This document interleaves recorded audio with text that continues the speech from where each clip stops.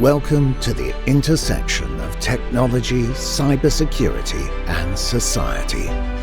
Welcome to ITSP Magazine. Knowledge is power, now more than ever.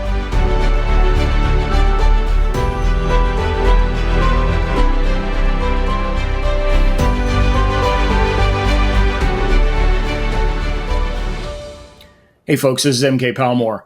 Welcome to another edition of the Leadership Student Podcast. As if you've been a subscriber to this podcast, we try and get folks on that have a variety of experiences in the leadership realm. I'm excited to have in the virtual studio Confidence Staveley, who is a leading leader and practitioner in the cybersecurity industry. Confidence has a super interesting story, I think, and I'm hoping that the listeners and guests will get a lot out of hearing her talk about her frameworks and how she approaches the subject of leadership. Confidence, welcome to the studio. Thank you so much, MK. It's a pleasure to be here. It's really wonderful to have you. So I've been watching your star shine on the internet and social media now for the better part of probably 2 years or so. We've probably been connected, and I've been back and forth. We had the opportunity to actually meet in person not too long ago, and that was exciting to get an opportunity to meet you. Talk to us a little bit about your start in the tech industry, and maybe pepper in a little bit about where you're from and what it looks like from that vantage point. Okay, that's a very interesting question, and I hope you're ready for the answer because it's quite a bit of a long story. I'll try to make it as short as I can so I don't bore our listeners. So I'm not going to sit here and say, oh, I've always wanted to be in tech or I've always wanted to be in cyber. It was just sheer happenstance. I'm from the African continent, and if you are Asian or African, you understand what I'm about to say. A lot of times the parents make up their minds about what you should become and then advise you with like they're suggesting, but are not exactly suggesting to pursue that career path. So I'll give you examples. Quite a talkative when you were growing up. They would say, oh, you should definitely be a lawyer. So that was what happened with me. My parents saw that I was doing great with the sciences and said, oh, you should definitely be a doctor. And so they sold the idea to me for so long that I thought that actually that's my dream. I want to be a doctor. So to give you again another bit of a background about where I'm from, neither of my parents are university graduates. So I am like the first in my lineage to hold a degree, right? So tell the audience what country in Africa you're from. I'm from Nigeria. Okay. There you are growing up as a young woman in Nigeria. Your parents had some thought or idea as to what kind of career they thought you might matriculate into. But you were telling me offline that you had a little bit of a gap year, that you had some exposure to STEM technology. Talk a little bit about that and what kind of impact it had on you. Okay, so I went off to learn about computers and begin to explore how to use them. Started off with you just learning basic office packages, and then I graduated to learning about CSS, learning how to code in Java, learning how to code in C, and then C# and Java at some point. And it was in that time I knew that I wanted to be in tech because I felt alive, just creating things, just writing little programs and having things move on my screen that I had programmed. I felt very happy about it. Around the same time as well, my admission had come in, the gap year had ended, and my admission had come in to study medicine. And so I needed to do some convincing to my parents that I wanted to be in tech. But unfortunately for me, there was no reference point as compared to medicine, where we had people around us that had become medical doctors and were successful and were leading good lives for themselves. But we didn't have a reference point for technology, especially women in technology. It was an uphill task convincing them. But what I did was I bought cardboards. At the time, I also didn't have access to a laptop of my own or a computer of my own. So I couldn't do PowerPoint slides or something like that. So I just had to buy cardboard papers and made my presentation using the cardboards. But the key thing that I think caught my parents' attention was my passion. And I used my mother's words against her. My mom used to say that you can't outperform a passionate person. And I keep saying these words because these words have been they've been guiding pillars for me. Being passionate will always put me at the forefront because that's exactly what I would live for, right? I would do everything to keep gaining knowledge and things like that. So my parents could tell that I was very passionate, whether or not they understood what I was saying or whether or not they could see the prospects I was trying to paint. And so they said, you know what, go on and do what you want to do.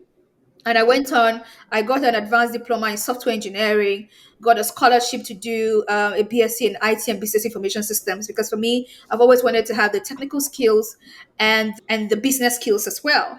And I think that was one of the best things best decisions I made. I didn't know how impactful that combination was. Now I'm beginning to see how it is. And from there on, I went on to do a master's again with a scholarship in IT management. It was during my master's that I got my first exposure to cybersecurity through an elective called cryptography. So that, in a not so short nutshell, is exactly how I got into tech. That's an awesome story. And I love that quote that you count. Say it again. You can't outwork You can't outperform a out. passionate person. You can't outperform a passionate person. I love it because I think there's so much involved in. There's so much of a person's grit, resilience, their desire to really be successful, certainly in the technology industry, that make up the qualities of someone that's able to grow and thrive in this industry. And you are certainly an example of that. That's an outstanding and interesting pathway. Can you talk a little bit more about the perception of women in STEM, either in Nigeria or on the African continent? Because I know it's part of how you show up in the industry now in terms, and we're going to get to a conversation about the nonprofit that you stood up, but talk a little bit about the perceptions of women in STEM. The perception is changing. It is getting better as we go along. But it was before now very manic, if I was to put it that way. You needed to be a certain way to be seen as good prospect, maybe more a tomboy, basically not having a life, someone who was you had to be someone in a particular mode to fit. Right. And that's why when I came along, I made sure to stay true to myself, because I don't look like what was the norm. Yeah, when I don't look like what was the norm. I'm not wearing makeup today, but I wear makeup on a good day, right? And be glamorous most times. Wear my very nice dresses, really fitted, wearing some nice shoes. Back in the day, that wasn't the thing. It was, you find a woman who is in STEM or is in tech, her hair has to be a mess for her to look like she really knows what she's doing. Walking up this way, glamorous, is she here for some fashion show or something? She definitely won't have anything upstairs. So that is like the stereotype that has been, you have to look a certain way. You need to dress more like a man, wear clothes that are badly fitted and things like Mm-hmm. that. And then it was okay. I think she knows what she's doing. She'll look like she has something to share, something of value. So that's one side. There's also the issues around women being underestimated, especially from the technical front, right? It is just most times it seems like you're being thrown a bone, or you're just being pitied up to the table, not necessarily that you have value to bring. And so for me, I've gotten a sense of that over time, and I think it's been a good and a bad problem lumped together. It's a good problem because when you're always underestimated, you will almost always overperform, because people don't expect you to be the way you are, and then they have an experience of you, and it's mind blowing. So I look at that positively. I choose to look at it positively, and I look at what being underestimated does for me. I also find that women at certain ages in their career, they're usually discriminated against. Just few weeks ago, I would say 2 weeks ago, I had a young lady who was very good. She did so well at the technical assessments for a role, but she was not offered the role because she was a married mother. So those issues still really are things that we see, especially for roles in, say, SOCs, for example, where they work 24-hour shifts. Women are not given those opportunities because there is this thinking that they will not be able to balance their lives out. But these women have properly taught through how to walk the different phases of life, how to juggle all of their balls and keep them in the air. But somehow these women are not exactly given opportunities like the younger versions of them would have gotten if they put them side by side. These are some of the issues, and some of the few issues, aside the fact that, for example, women are less prioritized for education as well. And I'll share a bit of this story because I always share it when I want to help people picture what the issues are. When I was 7 years old, I won a competition, an ASA competition, and I got home. My father, by the way, is one of my biggest fans ever, one of the biggest people in my life that is constantly cheerleading me. And then I came home, my father had gotten wind of the fact that I had gotten this thing. So he was waiting for me outside. And then I ran into his arms and then he hugged me. My father said, "In you, I have 10 sons." Now, at 7, I didn't understand what he was saying. I was like, okay, so he has 10 sons in me. What does that mean exactly? But as I grew older, I began to find out that being a boy or being a young man was more valuable, in quotes, than being a woman. So you find that a lot of families were prioritizing educating the young man if push came to shove, for example, sometimes even taking out the push coming to shove financially, right? Aside the hard times. But whenever there was a hard time, the person who paid the price for that hard time would be the girl that doesn't get education. So there are all of these combining factors and why women are very disadvantaged generally in tech on the continent of Africa, and also why we even have way fewer women in cybersecurity on the continent. And if you're looking at my sweatshirt, I don't know if you're going to have a video of this, but then if you're looking at my sweatshirt, you will see the statistic here that we have 50% of the population as women on the continent, but just 9% of the workforce is made up of women. So these are the issues combined. I love that sweatshirt, by the way. And yes, we will be using we will be using the video so the audience will get an opportunity to see it as well. We Uh, all are fully aware, or at least folks should be, of the disparities in terms of the cybersecurity workforce, the absence of representation from women and people of color in the workforce. So let's use that as a pivot point. Let's jump right into the CyberSafe Foundation that you founded. Talk to me a little bit about why you thought it was important to start up that foundation and a little bit about what you guys do in the landscape. Thank you so much, MK. So the thing is, for CyberSafe Foundation, again, like with a lot of things that I've shared on this call, at the time I was leading the cybersecurity practice consulting in Nigeria, and I was doing great work around protecting enterprises. But then when I had a cyber attack hit really close to home, I had my mom as a victim. I knew that I should do more to protect more people. And so I looked at really bridging the gap between what the enterprises were doing to ensure that data is protected and information systems are secured. And then the gap between that and what the government was doing to protect the citizenry. And so that is exactly the space where CyberSafe plays. And what we do is we drive safe and inclusive access to digital.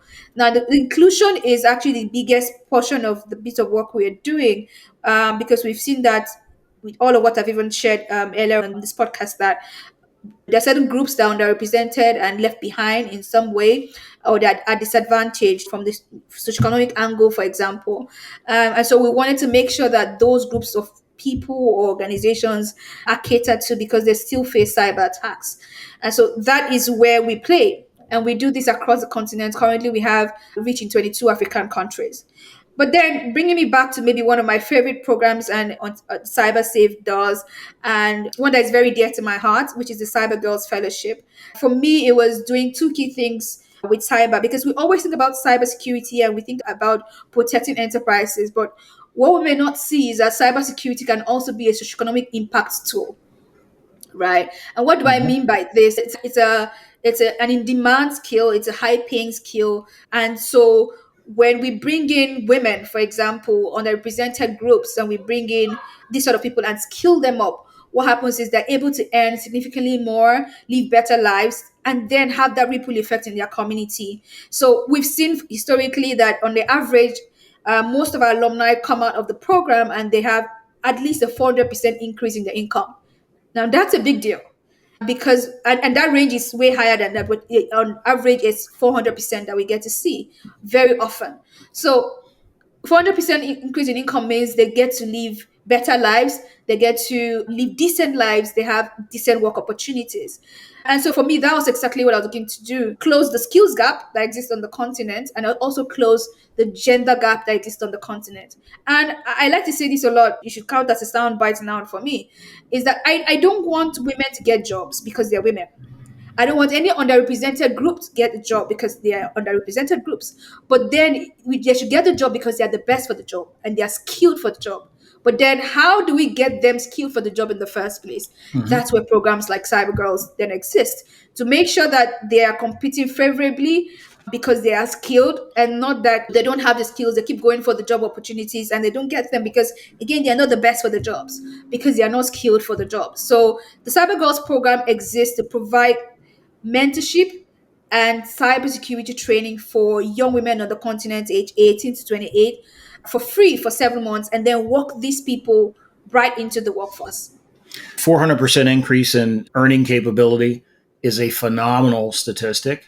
You are literally changing people's lives. 400% increase, as you were touching on, we're talking about changing the trajectory of people's lives by just exposing Absolutely. them to and preparing them for a career in cybersecurity.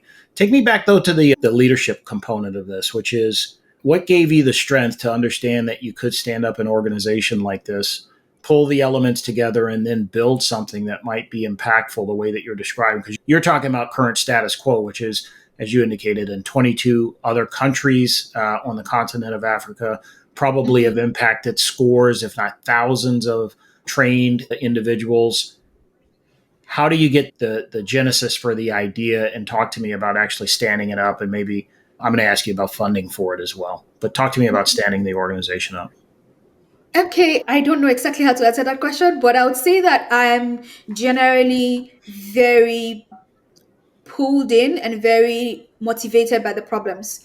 I'm, again, just speaking to my optimism as well. I like to see opportunities, problems as opportunities. So if there's a problem, then and that problem is challenging to solve, I want to be there. And if it's something that really I feel changes something significant and it's within my power to, whether immediate power or future power to solve, because again, sometimes you take on things to tackle and you don't know that you have it in you sometimes to do those things, and you find out that you stretch yourself a bit and you're able to do them. So I enjoy challenges. I live and breathe and get my adrenaline from solving problems. So this was one problem that I saw that was very dear to my heart, and I could see the ripple effects of doing this work and doing it well. I get countless messages. Today, I woke up to a message from a girl in northern part of Nigeria that she finished the program 8 months after she got a job, which is actually a very long time to wait given our data. Usually it's within the first 6 months that majority of our fellows get hired. But she waited 8 months and she got this job. She's currently working with the threat intelligence team of the law enforcement in the country, and she's doing well for herself. And she sent me a message talking about how she's now an international, she said she's an international cybersecurity professional because she's been flown around the place now for different other things. And she was expressing how life changing it is. There's a girl in South Africa, for example, that went from being a waiter at a restaurant to working for a company that's listed on Johannesburg Stock Exchange as a cybersecurity professional. And looking at all of those people, they were not people before, they were visions, right? They were people that and possibilities that I imagined because I needed to solve the problem that I had seen walking into rooms and being looked at as though, what exactly are you doing here? We're expecting a man. And let me share a very funny story. It wasn't it. My maiden name at the time is known to be a name for men. So I would get things like Mr. That. I'll be called Mr. a lot of a lot of times because you won't guess this is the woman you're emailing with. So I got a lot of that, and because that was the norm. So I wanted more women because I knew that the problems we were trying to solve required a more diverse group of people innovatively collaborating to solve the problems. And for me, it was about that challenge of and that beauty of picking up the problem and trying to solve it, the joy of solving that problem every day. I haven't finished solving it, by the way. Sure, I'm not sure there's an end to this. Exactly, there are many challenges along the way to getting that on, but it's rewarding every day to wake up to those sort of messages, the ones I don't know about, for example, that are happening around the place because of the work we're doing. It's just very exciting. How have you been able to scale? I also lead a nonprofit, and we're just based here in the U.S. We have ambitions of exploding beyond the borders of the U.S. But when I think about 22 different countries on the continent of Africa, one, how do you get folks to stand up and lead in all of those various regions? How do you scale your efforts, or what's that look like? How have you been? Was that intentional, or was that just grassroots growth? I would say it's grassroots growth, a combination of things. There's something about the African continent a lot of people don't exactly get yet. We are a very hungry people, and that's not a negative thing. It's a very positive thing in the sense of what I'm saying. We're hungry for change. We're hungry for good. We're hungry for getting better. We're hungry for doing better. And that's the general thing for most young people. So you'll find that young people gravitate towards things that improve their lives, and when they see these kind of opportunities, they just grab it. So what that was exactly our experience starting off the Cyber Girls program. Initially, it was just in Nigeria, and we scraped bottom of the pot to make sure that we're able to have this in 6 physical locations. We had partners that came together and just supported us from the beginning. But then it was we started getting very huge demands from outside of Nigeria.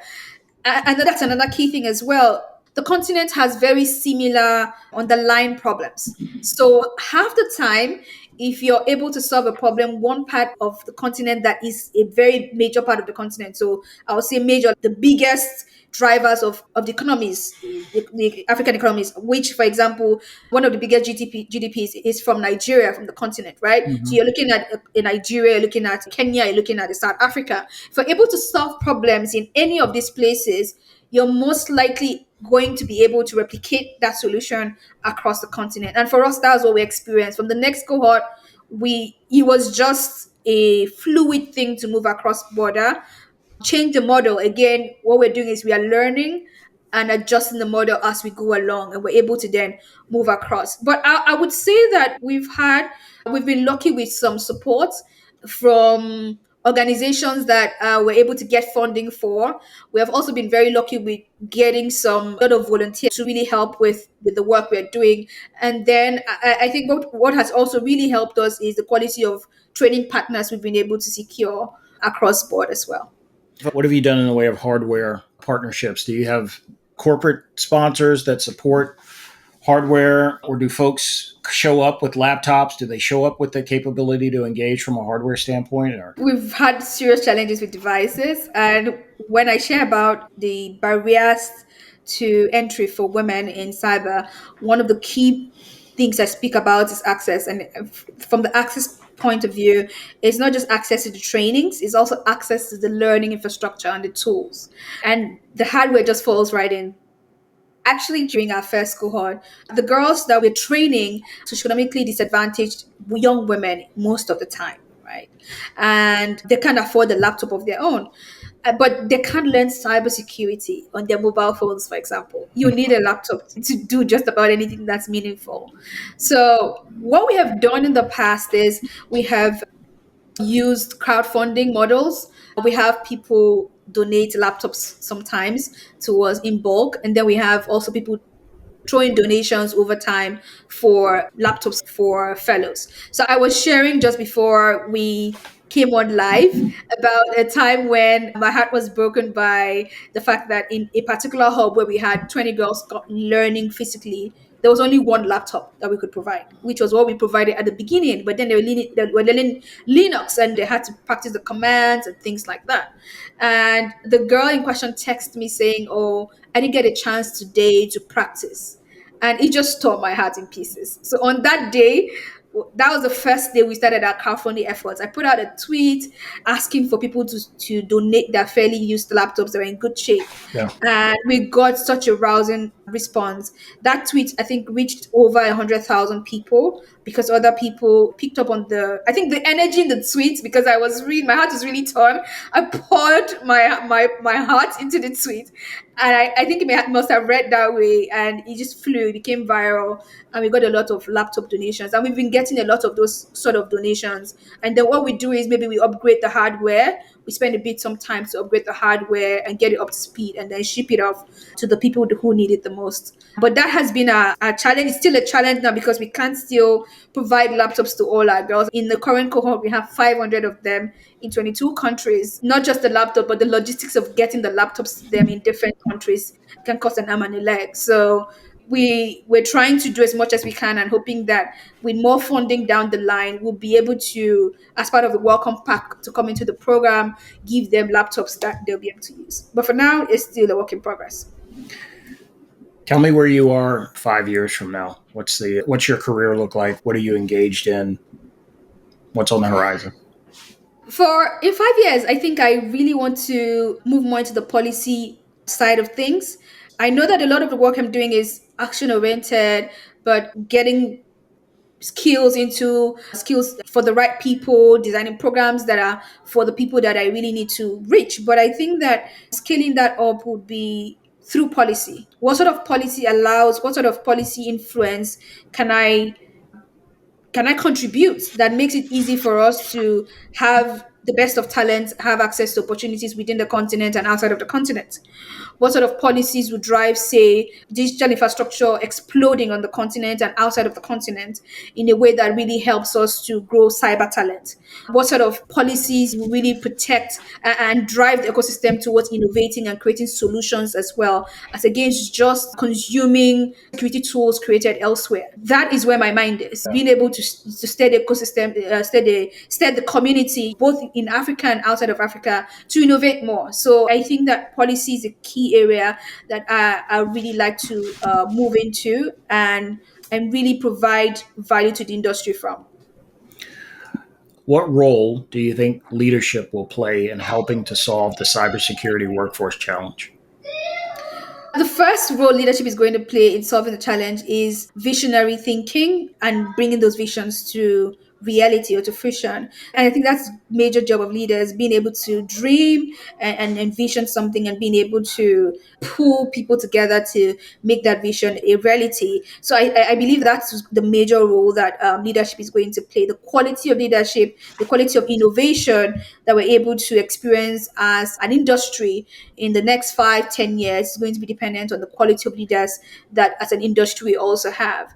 Another key thing that I think that our industry needs to get better at and also the leadership needs to contribute to is managing stakeholders. We have issues where, for example, we are not able to secure enough funding for our programs. When programs, cybersecurity programs, are not from a not for profit perspective here, from an enterprise perspective, if we're managing, say, a cybersecurity program, for example. So these are some key areas where we need to be able to drive uptake of our cybersecurity programs from a leadership perspective and get the right stakeholders around getting us the resources required to secure the enterprises, for example. So leadership, for me, the major role that leadership is going to play is in innovation and in coordination of efforts and support towards solving the industry's biggest problems.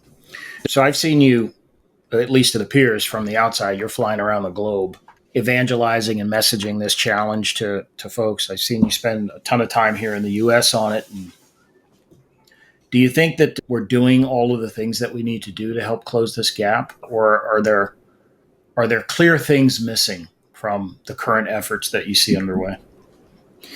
I think something very clear that's missing is there seems to be quite a lot of lip service around inclusion.